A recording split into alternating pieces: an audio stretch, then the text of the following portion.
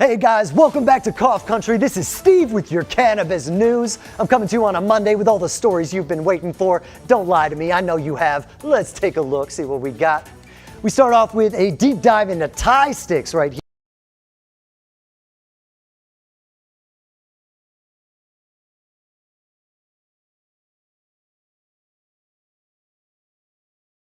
We covered it earlier, but you guys said you wanted more, so that's what we're gonna give to you, more. Then it's an election year, and we decided we're gonna take a look at the candidates and figure out where they stand on cannabis so you don't have to. Finally, Ben Goldman from Goldman Glass comes in to help me figure out what happened to the third type of cannabis we forgot about. It's not indica, it's not sativa, it's cannabis ruderalis, and it's coming to you right now on Cough Country News. Yeah. No sticks, no seeds, just news. From the Cough Country News Desk, it's Steve with your cannabis news. A few weeks ago, we took a quick look at Thai sticks and a little revival going on in California. And judging from the comments, there was more to this story than we thought. So we knew we had to do a deeper dive, get to the bottom of it, and figure out the smoke, the myth, the reality of the Thai stick. Thailand's been home to cannabis for centuries, right? It's been used ceremoniously in traditional medicine, even recipes like the Thai boat noodle soup. But we weren't paying attention until the 60s and 70s when, during the Vietnam War, we had 5 bases in Thailand, and it's where most soldiers spent their R&R. So at points in the war, there were more U.S. soldiers in Thailand than there were in Vietnam. When the soldiers started bringing it back home, it was the best weed anyone had ever seen. The Thais knew how to grow a better product than anyone else in the world without even trying. They were pulling the male plants and growing seedless before sensimilla techniques were on anyone's radar. No one had anything like this stuff. It even looked different. Thai farmers would traditionally wrap their harvested buds around bamboo sticks or hemp stalks and tie it up with silk string to store it and preserve it. Now, while the Thai cannabis strain was a sativa landrace that grew local to the area, technically the Hang Karak strain, squirrel-tail strain in English, and the Thai stick was how it was prepared, the two terms became interchangeable for people in the West.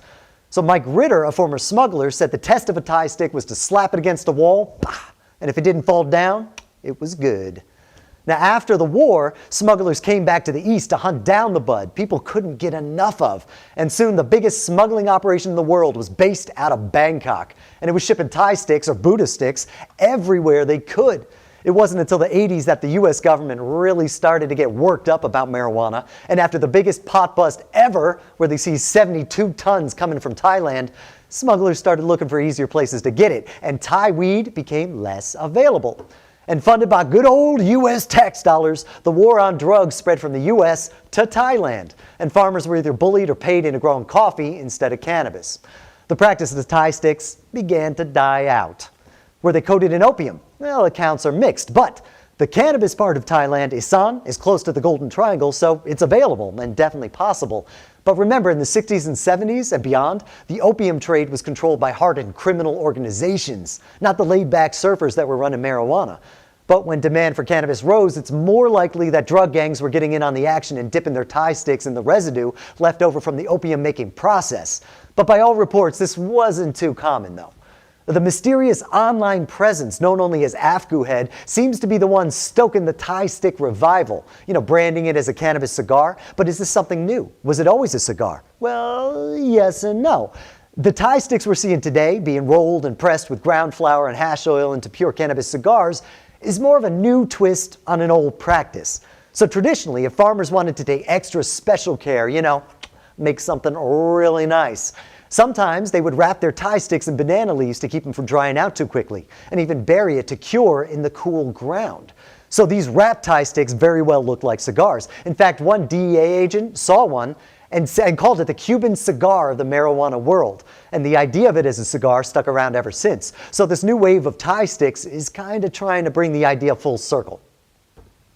All right, guys, that's our dive into Thai sticks, but definitely check us out next week. You're not going to want to miss Thai Sticks Part 3 when we sit down with Mike Ritter and Pete McGuire, the ex-smuggler and historian who literally wrote the book on Thai sticks. They're coming in. We're going to talk to them about Thai sticks as they really happened. But don't go anywhere. We got one commercial coming up, and we got more news for you after that. Stick around.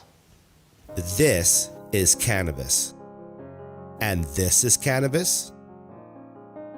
And this is cannabis.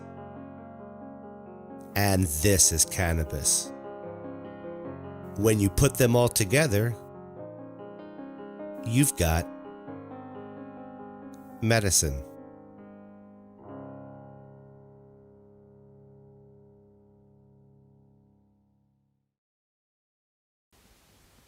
Thanks for sticking around, guys. We got more news for you. Of course we do. Let's get back to it. So we're heading into a presidential election, people, and the candidates are going to have a hard time sidestepping cannabis on this one. 70% of the country supports legalizing. 38 states have already, with 24 of them going full recreational. There's a schedule change in the air, and all the science that is coming out is saying it's time to talk about it. So we're going to take a closer look at the candidates and see what is their stance on cannabis. Now, Nikki Haley seems to be the only contender for the Republican vote apart from Donald Trump, and she has certainly got her work cut out for her. She was the first female governor of South Carolina, and after getting into a fight with senior lawmakers in the General Assembly, retired 2 years early in her second term to go be ambassador to the United Nations under Trump.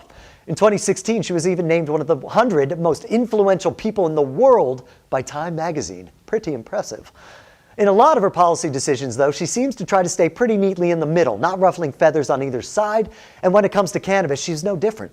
She was asked about moving cannabis from a Schedule I substance to a Schedule III substance. And she said, I'll go with the scientists on that one. It's obviously not in the same class as heroin. So she's perfectly willing to accept a change in cannabis. But she goes on to say, when you're looking at legalization, I want the states to be able to decide that. That's something that should be as close to the people as possible. You know, which is all well and good. I think a lot of people would support a state's right to choose, but she never really answered the question, did she? She went right back to the let people decide argument when asked about states legalizing while the federal government looks the other way. These types of decisions are best decided at the state level. It's where people can show the power of their voice. Again, something everyone can get behind without any real opinion. But if you look at her state, South Carolina, it's a strongly conservative place, firmly in the Bible Belt. Cannabis is totally illegal, and the government has been swatting down attempts at medical since 2015, even though polls show 76% of South Carolinians support it. The Attorney General, the Chief of State Police, and the new governor after her all say they're against marijuana and will not allow it. And during her term in office, marijuana possession arrests went up 52% in the state. So it's looking like she's not going to oppose cannabis reform, but she's definitely not going to advocate for it. She's probably not a huge fan of cannabis, but she's going to keep her hands clean and let somebody else worry about it. Now, we all fawn over our favorite sativa, our indica strains. Hell, we loved them so much we combined them into hybrids. But those are not the only cannabises there are to love. That's right, somebody put baby in the corner. There's a third type of cannabis that we've all been ignoring. It's been sitting there this whole time like a goth child in the family photo, off to the side and alone, going, I'm not like the other cannabises. I'm different.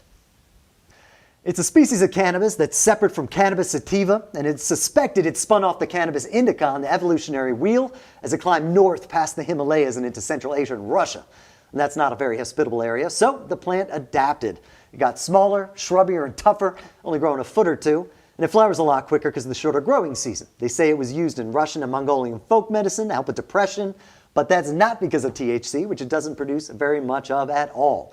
And here to help us figure out what's going on with cannabis we forgot is Ben Goldman of Goldman Glass. Ben, thank you so much. I'm excited. Thanks for having me. Oh, hey, it's going to be great. So help us out figure out what's going on with cannabis ruderalis. What makes it different from all the other cannabis strains, sativa, indica, all that? Yeah, I think as it's understood, it has less THC, and it also is what's called an autoflower plant. What's that? Meaning, well, normally when you have cannabis growing, it's split into vegetative and flowering growth. Okay. And usually it's based on the light. So when the seasons change, the light changes, and the plant goes from vegetating to flowering growth. So like longer days, shorter nights kind of thing. Exactly. And with autoflower, it automatically, as the name would suggest, flowers. So it goes from vegetating to flowering in a matter of time, as opposed to with a certain amount of light. Oh, so it pays no attention to the light at all. It has its own schedule. You've got a certain amount of time, and it's going to flower. Oh, damn. So how are we using that? Like, are we using that currently in like kind of growing? Yeah. Well, as I understand, it's good for plants. It adds what's called hybrid vigor. It makes the plants hardier, stronger, better plants. Hybrid vigor would be the opposite of inbreeding, which would not make a plant healthier. It would make it weaker and So it's going to make the plant genetically stronger, but is Yeah. it bringing any specific genetic traits into the picture?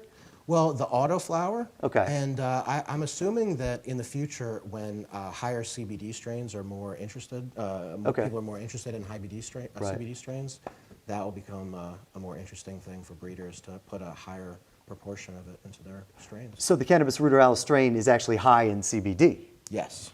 Ah, okay, Yeah, okay. So it's so- not producing THC, but it is producing CBD. I assume it's producing some THC, Oh, some but not as THC. much. Yeah, right, right, right. Whichever one of our ancestors was tending to those plants, Okay. that's what they preferred. Actually, speaking of like ancestral relationships, so what is kind of the history of Cannabis ruderalis? I mean, it must have been around for a while. Yeah, one interesting thing, there's a mummy that was found in Siberia called the Siberian Ice Woman. She's about a 2,500-year-old mummy, and she was found with a small bag of cannabis, and that was Cannabis ruderalis coming from Siberia. So we actually have a picture of what one of our ancestors would have looked like who was tending to these co-evolutionary plants. Oh my God, that's wild. Our camp followers, as they were called. Our camp followers. Yeah. All right, yeah, carrying the cannabis with them as they migrated. Yeah. That's- Yeah, the plant strategy kind of got intertwined with our strategy at life back then. Oh man. Just like our foods and, you know. And everything else. And everything else. And everything else past that. So why don't we see so much of it today? Why can't I go and buy Cannabis ruderalis flower in the store? Yeah, well, I think the term that modern smokers would use, it's larvae. It's not a very substantial plant. It's not going to hold very big buds, and it's not going to look like the cannabis that you would probably pick out at a dispensary. Okay, But- so it's kind of weak, airy looking, kind of Yeah, not a exactly. big flower and bud. Yeah, but I think that this is going to be an important thing in the future. So it'll be interesting to watch Right. as cultivars start to incorporate more Cannabis ruderalis in their genetics. Right, because you were saying, so you touched on it a little bit, like people are hunting for THC right now. We're in the period where THC, bigger is better. Yeah. But Cannabis ruderalis, so it's going to bring the genetics in where it's going to kind of reduce the size of the plant and increase the CBD, right? Yeah, I think you could probably assume that, right? So that's what I would Yeah. imagine. Yeah. So it sounds like this would be a good kind of combination for like an indica strain or something like that. I guess we'll see. We will see. Yeah, it'll be I fun to mean, look forward to the future of what this beautiful plant, turns Right. into. Amen. Amen. All right, guys, thank you so much for joining us. Ben, where can we find you? How do we find you? On Instagram at Goldman Glass. That'd probably be the best place. All right, definitely check him out. He's got lots of Thank good you, stuff guys. going on. Hey, thanks for coming on. I appreciate it, man. All right, guys, that's going to be it for today. Be sure to tune in next time to Cough Country News, where it's always no sticks, no seeds, just news. Thanks for checking us out, guys.